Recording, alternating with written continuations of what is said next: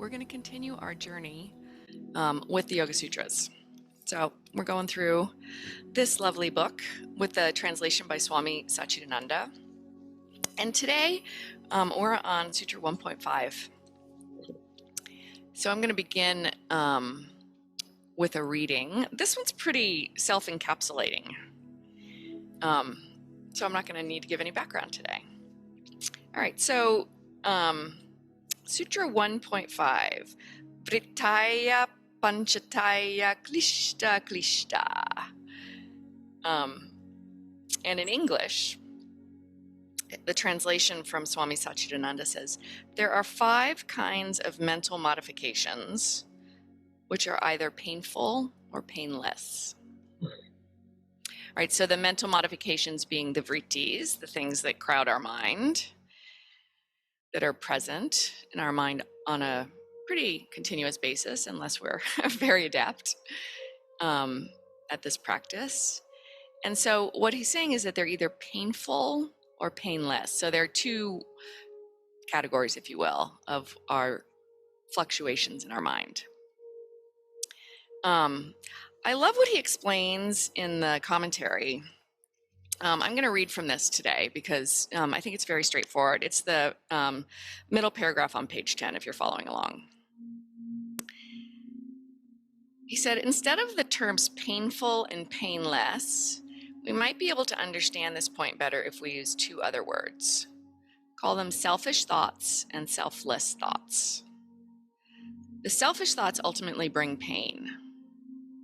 For example, to love something or somebody is pleasurable. But many of you experienced how this very same love brought you a lot of unhappiness, pain, hatred, jealousy, and so on. Why?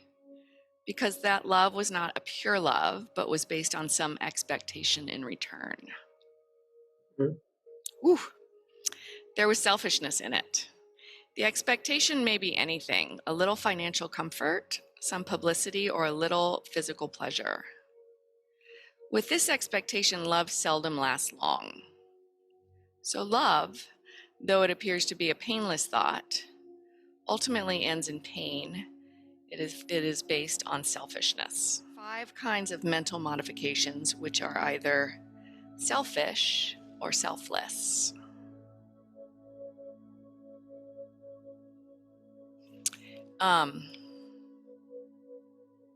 So I'm going to give you an example from my personal life, which I like to do. It's really my only lens for all of this, is my experience in the world. So sometimes as a teacher in this yoga studio, when I take a class, there's suffering on my part. And just really honestly, sometimes I'm like, oh, wow, why is this teacher doing this? Often it's when we have a brand new student in class and I feel like the teacher isn't explaining well enough what needs to be done in a posture so that the person doesn't struggle. And this is actually a character defect of mine in two forms. One is I like to do things for people, so I like to make sure they know all the stuff. And the other is I'm really worried about what people think about the studio, which is selfish. Like ultimately, I want people to come back. Sometimes just for ego reasons, like I want people to like the studio that I've created and that we've created together as a community. But other times it's just purely financial. Like I want these people to come to our studio. And, you know, to be able to wake up to that and say, okay, what's going on? Like, why are you suffering? You know, gives me good insight into the energy that I'm putting into the world. Right? So if I'm coming from fear or not good enough while I'm on my mat in the room with a bunch of people, people can feel that. Maybe not in an overt way, but there's something in there that is like, ooh, like don't bring that into the room. You know, and more obviously in a relationship with somebody else, if we're suffering, it's worthwhile to give pause and say, is this about me or about them?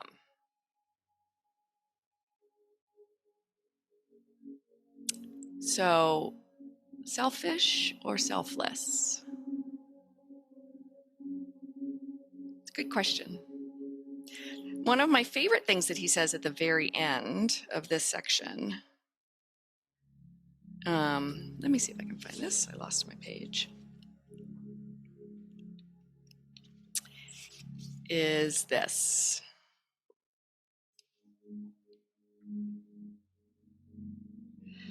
How are we to know whether our thoughts are selfless or not? We have to watch carefully the moment a thought form arises in the mind. We become analysts. This itself is yoga practice, watching our own thoughts and analyzing them.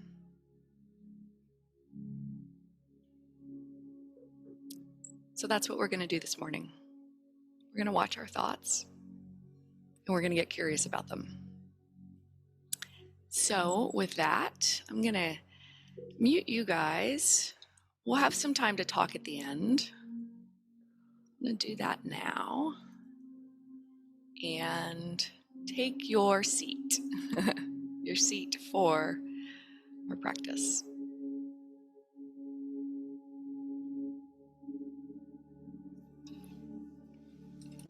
When you're comfortable, close your eyes.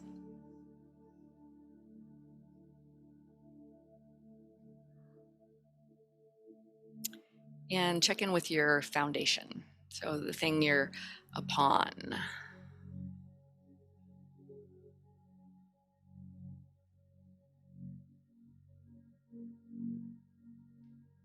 Starting in your physical body, create yourself so that you're upright, alert, but not rigid. So there's a sort of a softness or surrender in your uprightness.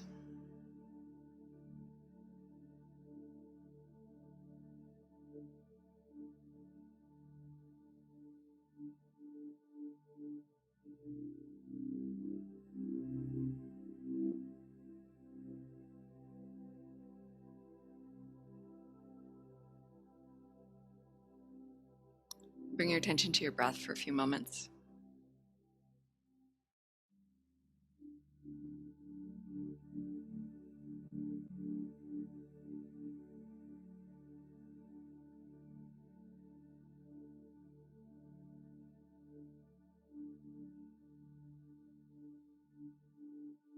Unless we're struggling with our breath, it's a nice neutral place.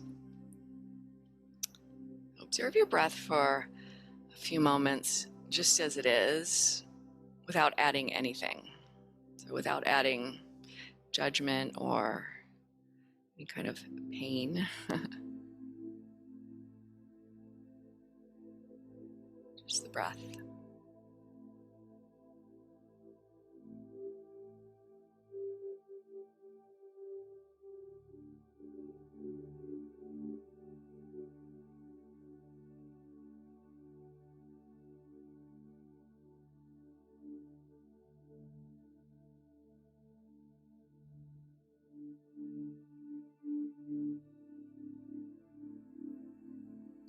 Start to notice whether your thoughts about the breath are painful or painless.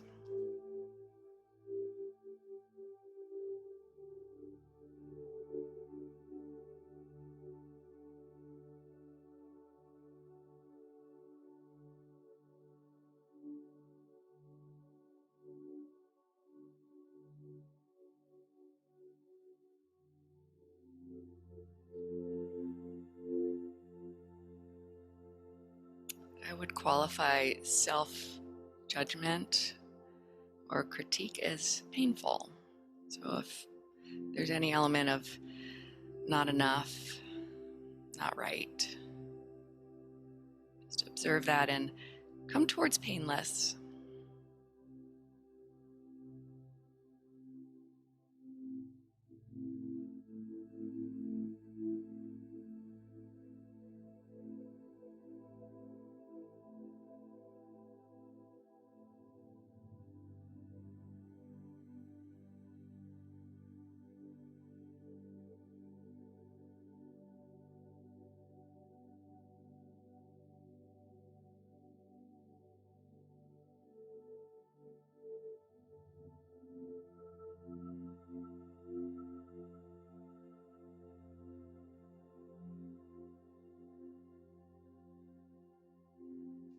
Invite your attention to stay with your breath,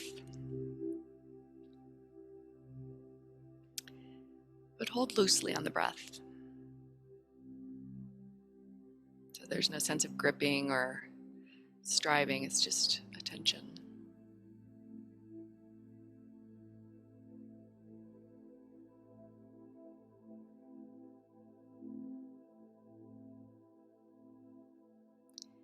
If and when your mind does wander away,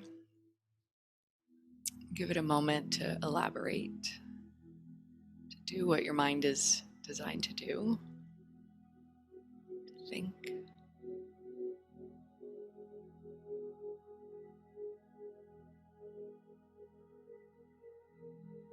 And then painful or painless, what kind of thought arises?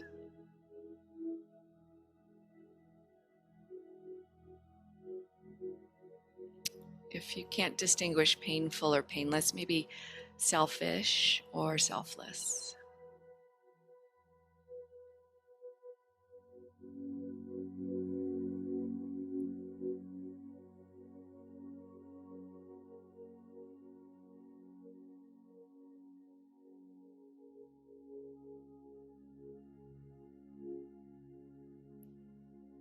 So this is the practice.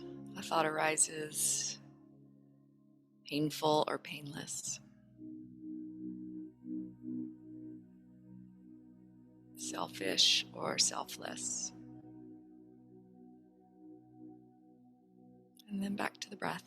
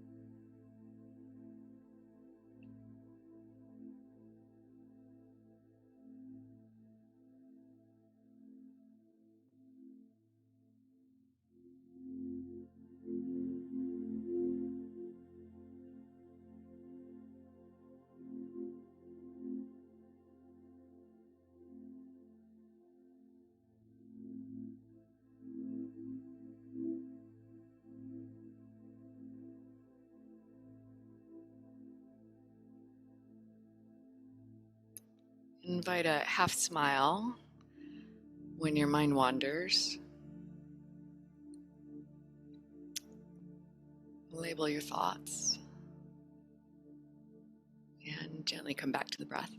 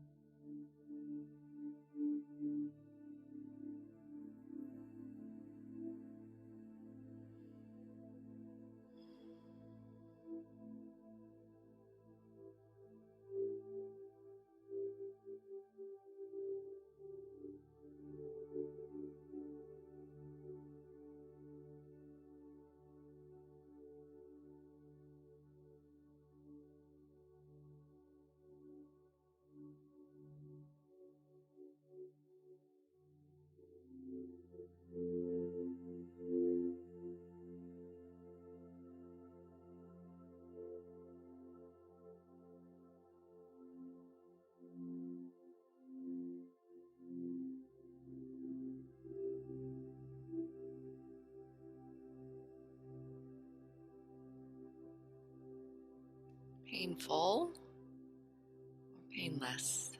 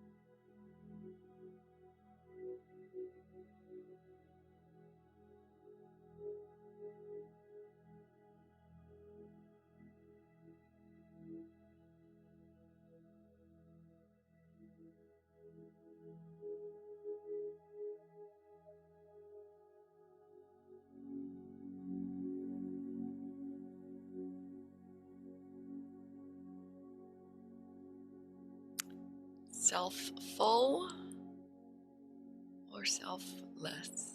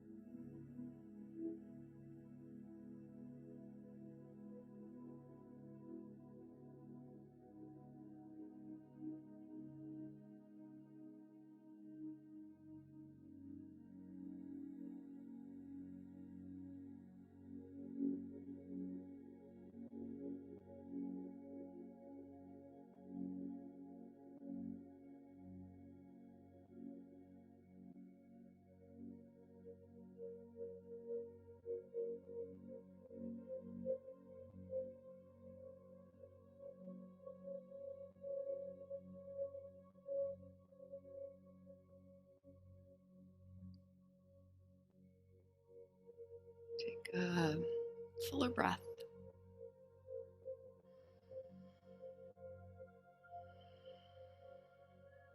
Do that again. One more nice big full breath.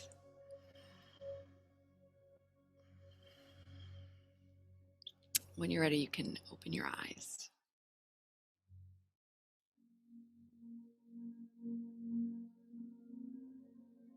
Mm.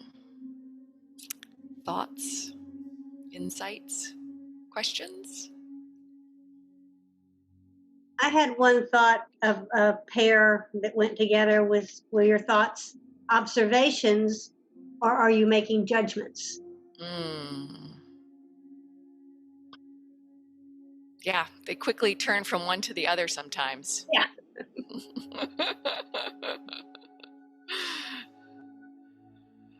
good. Who else?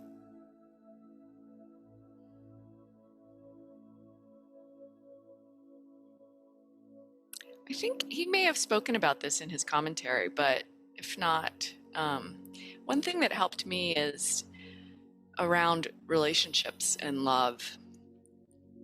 You know, in loving, there can be clinging, or wanting things to be a certain way.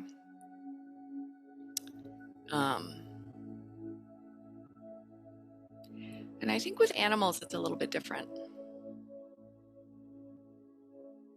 I don't know. There's just the nature of love with a pet can be, I think, less selfish, and more true. If you do have a pet, which I know a lot of you do, just watch around how you interact with your animals versus your humans. Maybe treat your humans more like your animals. I don't know. Paula. I think if you're in a relationship for a long period of time, you know, you both change, and you can't have the same expectations now that you had, say, 20 or 30 years ago, because a lot of times your partner can't give you those things that they used to be able to give you. So it's almost like the definition of insanity, doing the same thing over and over again and expecting a different result.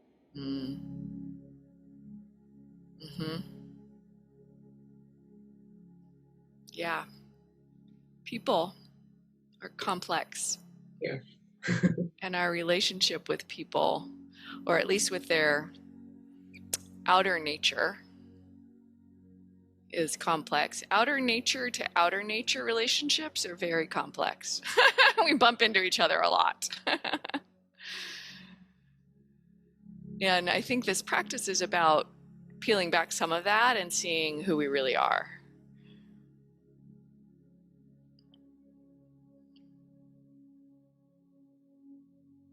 Marcia. So I'm struggling a little bit going back to your talking about the studio. So it's like, it's so absolute. Let me just give you another example. I'm doing a brunch this morning for a 90-year-old neighbor, and I've worked very hard to get everything together. And am I doing it because I want people to say, oh, Marcia, that's so great, that's so nice of you? Or am I doing it because I really love this woman, she has no family, and then we just kind of all watch out for her? And I thought, what a nice thing to do for me. But, you know, it's absolute. Like, how do you, in your studio, yeah, you want it to be successful and people like it. You know, it's like, I'm having a hard time describe it. So it's so absolute. It just depends on what side of the fence you are that at the moment with that thought. But what's the finite part of, you know, how do you know what you're really doing? And it's very philosophical for some reason. I'm having a hard time. Maybe I went going too deep with it. I don't know. Well, I think these are really good questions. And my hunch is that it's a little bit of both. And then the way that we start to live in the situation is, I'll just give you an example. If your day to day, something isn't right. So for example, you know, maybe the cake doesn't come out as good as you intended it to. You know, if there's suffering around, what are people going to think of me? That's selfish.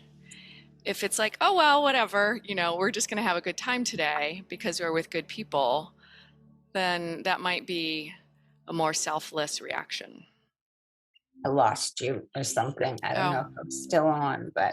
Okay, I'll just say that one more time. No, I heard it. I heard it. I just can't see you. I'm out of the link or something. I don't know. Okay. Well, I don't know. It's inquiry work. This is the Mhm. practice. Like, am I being selfish or selfless in this moment? And it's a moment to moment experience. We're not enlightened. I mean, I'm not enlightened.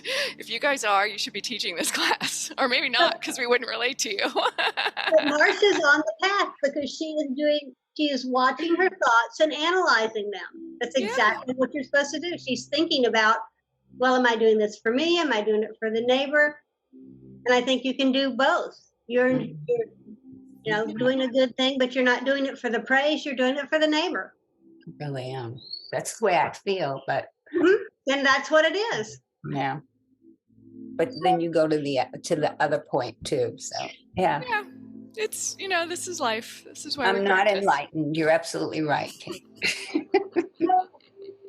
Not there yet. Thank you. All right. And I'm well, still back. That's good. I appreciate you guys. And I'll be with you next Sunday. We might do a couple sutras next week. There's a place where it gets into, like, even this morning, there was a little bit of a cliffhanger. Well, what are the 5 things? So some of these might get combined where it makes sense to kind of see the big picture. We'll see. Feel free to read ahead if you want. If you're being disciplined and you're like, what are the 5 things? You can read ahead. All right. I'll see you guys next time. Thank you. Thank you. Have a nice day, everybody. Namaste. Thanks. Namaste to you.